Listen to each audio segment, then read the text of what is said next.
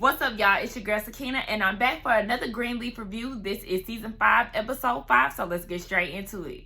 So the episode starts off with Grace getting Sophia up for church. Sophia is not up to it. May is doing the Sunday service down in the living room, so she's trying to wake her up. But Sophia is not here for it because she's been arguing with girls from her school, and basically her titties have resurfaced, so she's not up to be celebrating. But Grace makes her go downstairs. Meanwhile, Jacob and Kerissa are in the room preparing for service as well. They're talking about how they're going to talk to Zora about their divorce after the service. But, Jacob makes a little joke about the situation, and she was like, way to joke about, ruining your kid's life. And he was like, okay, well, the nights that you were with Fernando, what did y'all do? Look at pics of the kids? And it's like, exactly, girl, don't try to sit here and act like you're just a victim. I know that Jacob has cheated and that trumps everything, but your attitude is enough to drive somebody crazy. So it's like, girl, please, you are no victim here.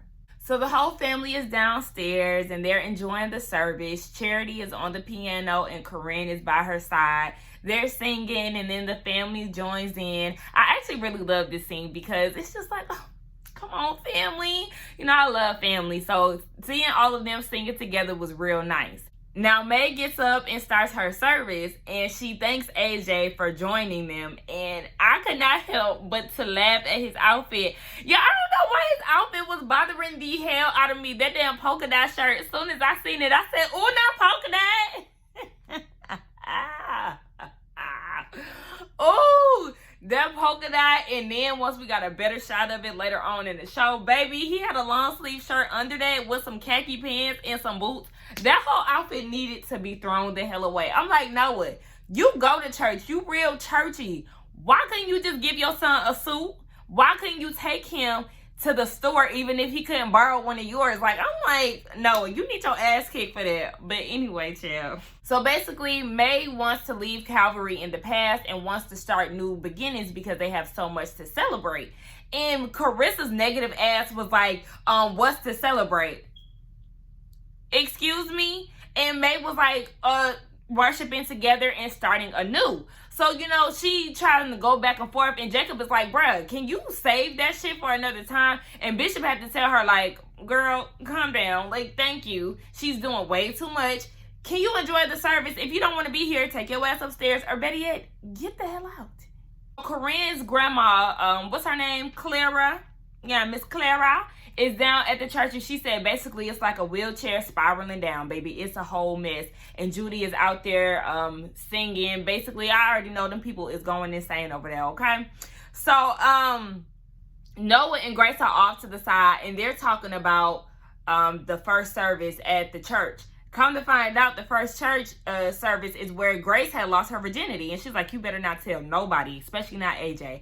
Baby, why would your son want to know about you losing your virginity? He don't need to know that. He barely know you. So to get that little fun fact is not needed. I'm like, Noah, calm your ass down. But I did peep that she was being real nice to him. I said, okay, this is definitely a new Grace compared to last week. Because last week, we already know she was not stunting Noah's ass. And she did not want to touch him.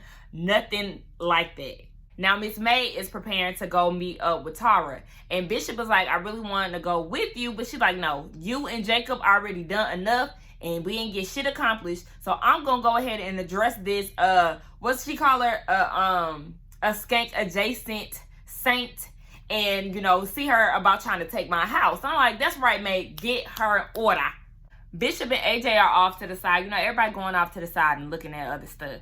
But Bishop and AJ go off to the side and they're looking at Jacob and Kerissa. They arguing about what snack Winky can get. I can never get his damn name, Winky. What he can get. And Bishop was like, well, all this family, all this food, all of this, they still find a way to be miserable. So AJ brings up something that the doctor said to him while he was in there, saying that, there's some people who, what did he say? Some people who like to put stuff together, and others who like to tear it apart to see how it works because they don't know. So with him saying that, that triggered something in Bishop, and he was like, come take a walk with me. So they go to the garage, and he gives this story about how when he was younger, he wanted a 1964 Pontiac GTO.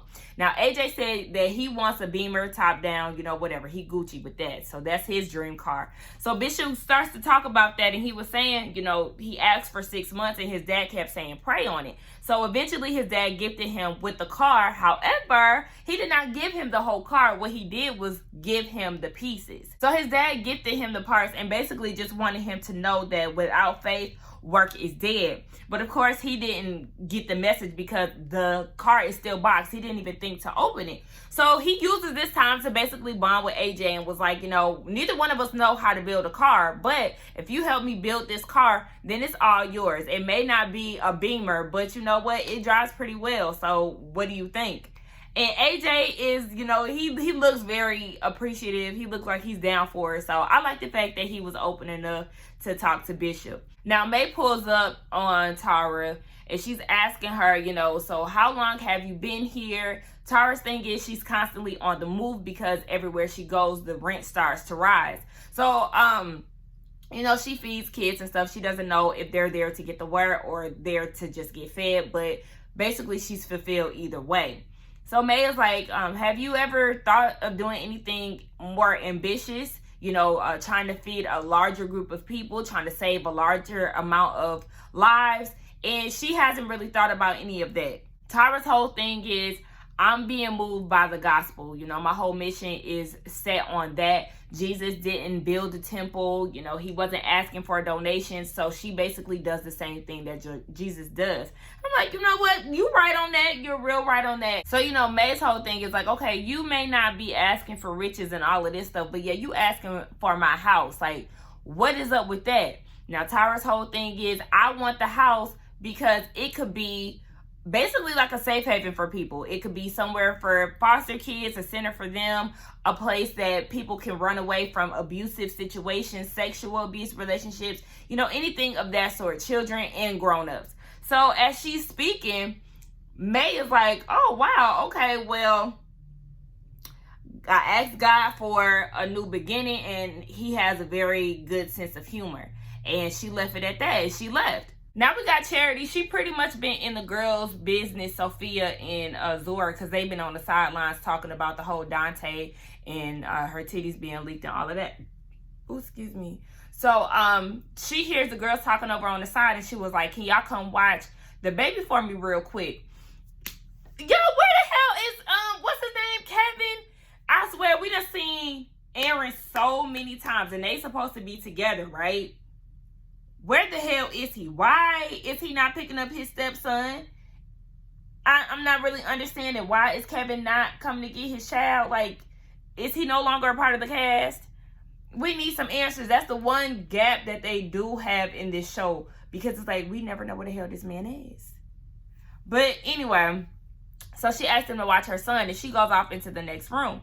Now, she makes a phone call, and it's to Mr. Yusuf Shabazz. She was like, no, this is not Pastor Greenleaf. This is Charity. I was actually about to be Mrs. DeMar, so I think you may want to talk to me. So you know what? He was like, all right, you got 2 minutes.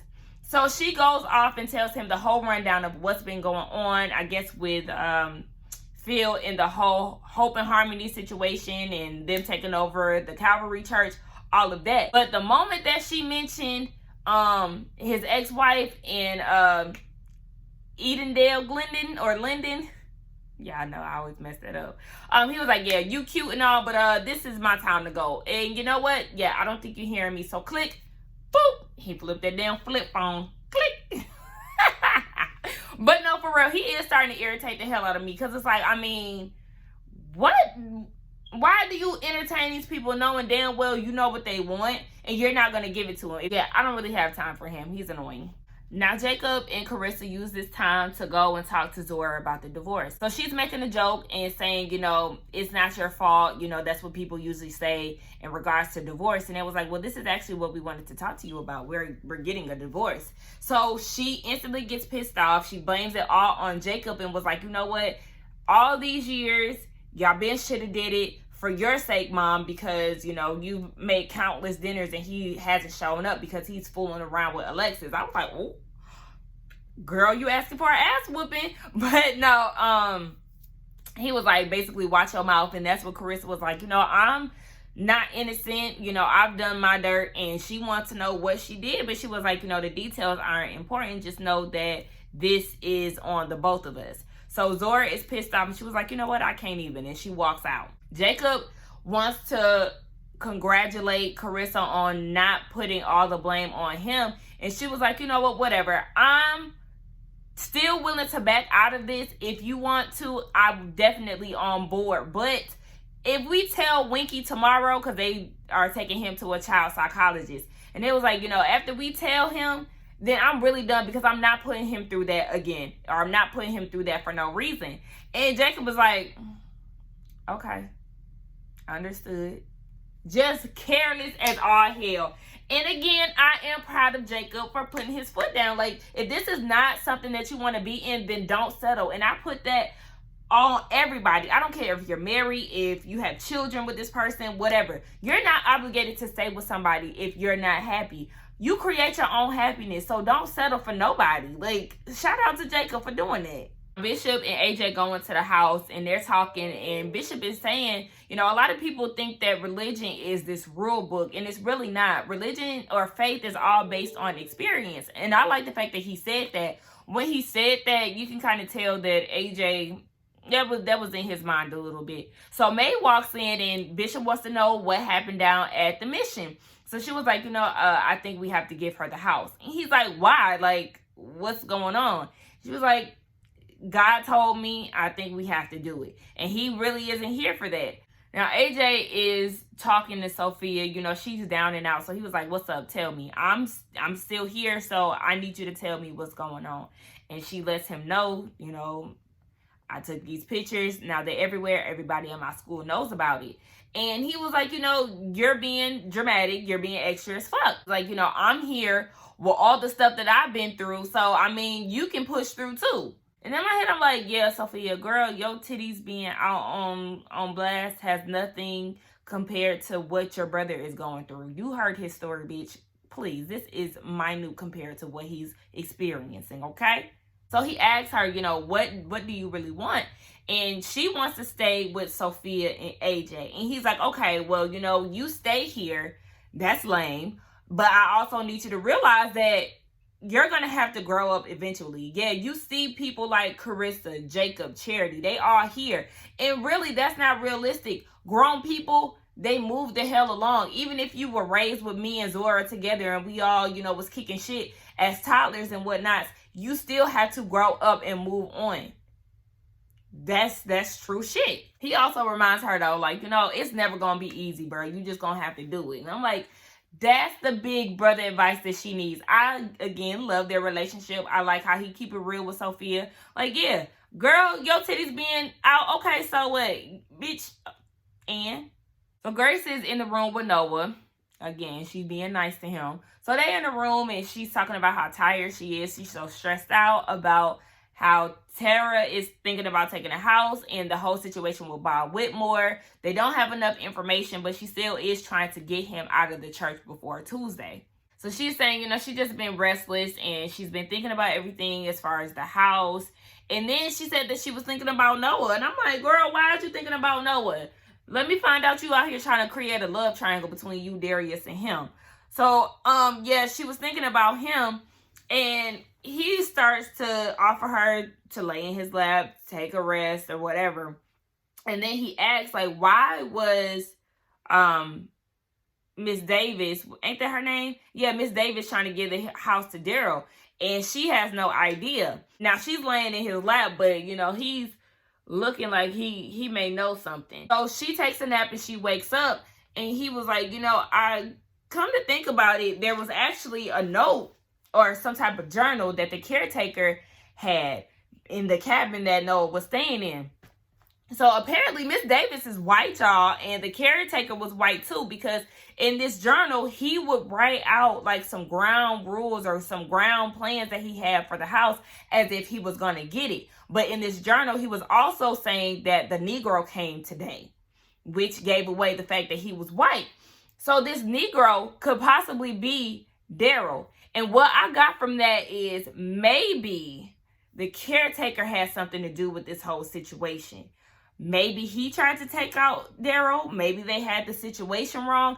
I'm not sure. I feel like there's different ways that could have went. Y'all let me know what y'all think in the comments and what you think that Noah could be interpreting this as. But yeah.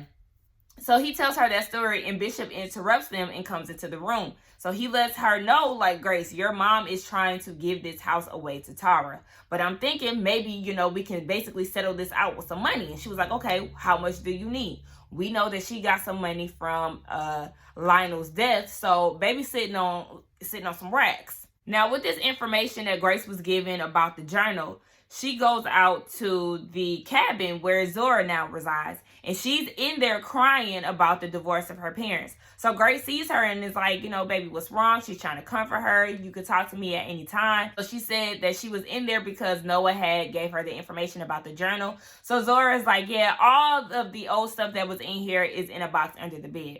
Grace goes in there and gets the journal, and she's looking through it, and she sees exactly what Noah is talking about. So we know she's going to dive deeper into what is in that book. Now, May is in the room basically cussing Bishop out and saying that she don't want that money because it's in connection to Lionel. She's been lying for 40 years to the family. She does not want that on her brain. So then she says that she wants her church built on truth, and she wants to give Tara the house. She's very adamant about that, but Bishop isn't here for that because he's going to be the one that's painted as a murderer. While they're going back and forth, Charity comes in and was like, we're going to look at the church. We're going to do one more walkthrough before they tear it down. I want y'all to come.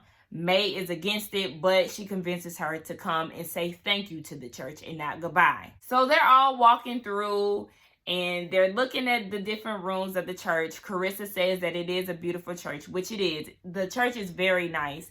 And one thing I will say about Greenleaf, the scenery of the show is everything. Like the settings, they did this very, very well, and I really love that. It's all about atmosphere for me. Or I don't want to say all about, but the atmosphere of a show really ties it in together. And I don't want to shame anyone, but sometimes that's the reason why I can't really get into a lot of Tyler Perry shows, because his atmospheres don't seem as natural. And I know some of his shows are soap opera based, so I do try to keep that in mind as well. But the atmosphere is very natural in these type of shows.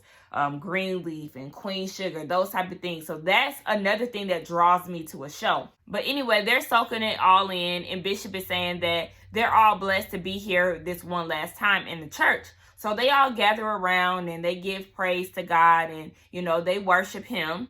So Bishop said, he has been pretending this whole time to serve only God, but in reality, he's also been serving May. And this is when he takes the time out to tell her that we can sell the church. We'll give it over, not church, but we can sell the house and we can give it over to Tara if that's what you feel. And she was like, no, this is what God feels. So they're on the same page now. May and Bishop go down to the mission unexpectedly, and they knock on the door. When they knock on the door, Miss Tara is shocked and was like, oh, you're back so soon. And baby, we already knew, right? Miss Rochelle was on the other side of that door and was like, I told you the Greenleaf is just like a bad penny, baby. You cannot get rid of them. And they looking like, oh, wow. Baby, when I tell y'all LaToya Luckett be doing the damn thing with this role, she is such a great actress when it comes down to this Rochelle character. She does it very well. The way she walks off, the way she gives her little looks, it's just like, come on, villain. She does a very good job with that. And they're looking like, oh my gosh. Meanwhile, Tara is on the side looking like a damn deer in headlights. And Bishop and May turn over and look at her like, bitch, we about to square up with you now. And that's where the episode ends. Baby, this was a good ass episode. But I say that every week, right? Yes, I'm very excited to see what's going to happen next week, because shit is real. Rochelle is back into the picture. And if Basie pop out the grave, just take me to the king, okay? But I can't wait to see what unfolds next week. Thank y'all so much for visiting. Wait, what? Visiting? Thank y'all so much for viewing the video. Please don't forget to like, comment, and subscribe to my channel. And I will see y'all next week. Bye.